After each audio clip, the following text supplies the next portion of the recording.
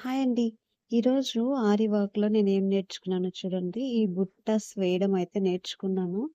చాలా అంటే చాలా ఇంట్రెస్టింగ్‌గా ఉంది. ఇవి వేస్తుంటే.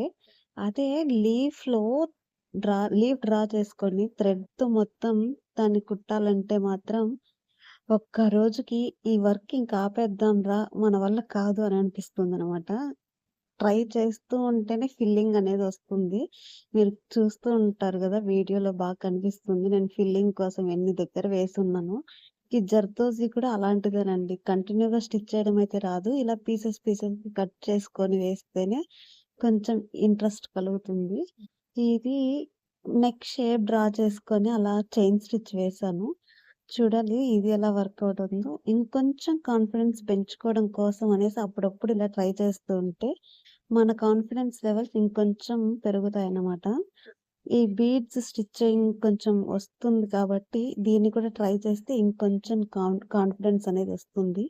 కాకపోతే ఈ థ్రెడ్ ఫిల్లింగ్, ఈ జర్దోజీ కుట్టేటప్పుడు మాత్రమే వర్క్ వద్దురా ఆపేద్దాం అనిపిస్తుందనమాట.